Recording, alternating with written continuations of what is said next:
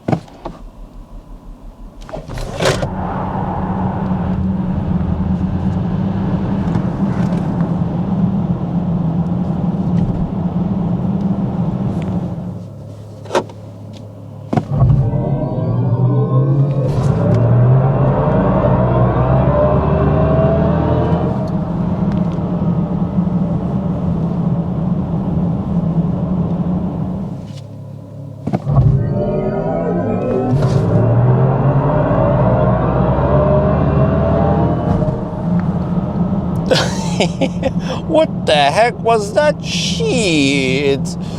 Man, these sounds. Listen.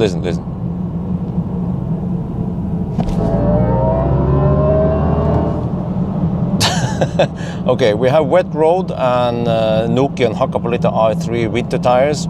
Ideally, you want to have some, what do you call again, the Continental, the good, the not the Nordic tires, but maybe the other ones, like Soto Zero. So wait, let me see. Wait. Do we get the advertised 1,000 Newton meter torque? And you know, the race start thing was blocking the whole info screen. Let's see. Well, let's try. You know, let's try without the launch control thing. Yeah, let's try that. Okay, sot. Oh, 950! Oh, bare legal here. Oh, shit. Okay, but wow. Wait, what if I just cruise and then I wanna floor it? Like, I wanna humiliate some fossils. Okay, it needs a little bit of time to react. But it's quite snappy if I just stomp on the accelerator. But how about we turn off that sound? Okay, go to settings, go to sound experience, and then off. Okay, this is better. Oh, wait, no, I have to switch. Okay, I can switch to individual here. I disable the sound. Okay, that's better. Now we get a better sense of what's going on. Oh, wait, let me see. What if I stop now?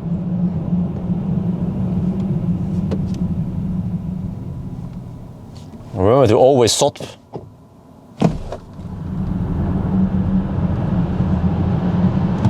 Okay, cool, but maybe the battery is not hot enough, or is it? No, it's 30 degrees Celsius, that should be plenty. Well, let me see if the motor temperature goes up now. 51, 65, okay, let's see. 51, 65, slow down.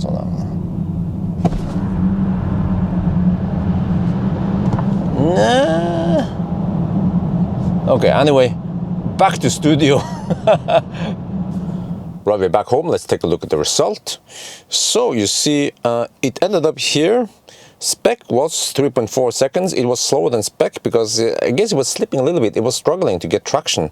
And that is mainly because the tires here are not as wide as they should be for summer tires. This is winter tires. And Nokian R3, they might not be the stickiest one on asphalt. So that's probably why. By the way, you'll notice that I said I will do an acceleration test of that EQE 53 4Matic Plus, but I never actually bothered doing it because when I tried to launch it, the wheel just spun, and I don't remember what the time for the EQE was, but it was supposed to be blistering fast, but it would be even slower than this one, even worse than the EQS. And I think the problem is this one. See here, 2.8 tons.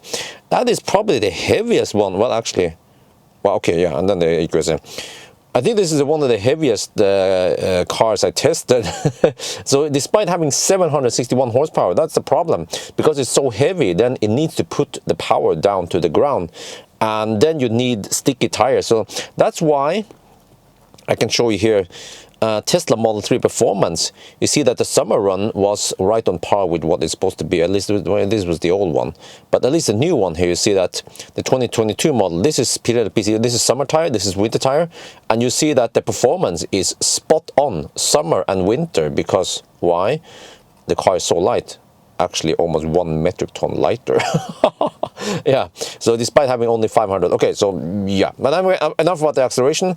It still goes like a rocket, the EQS, that's what I'm saying.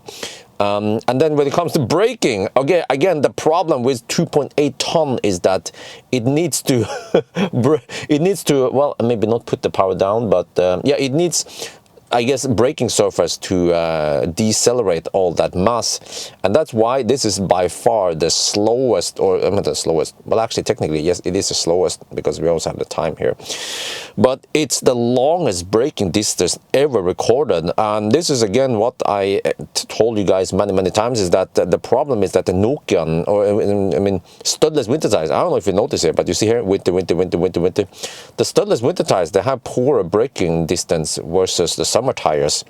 So just a reminder to not use winter tires during summer, because you will have worse braking distance. 54 meter versus 33. That's, wow, the best one is Model Y Performance with the Falcon tires.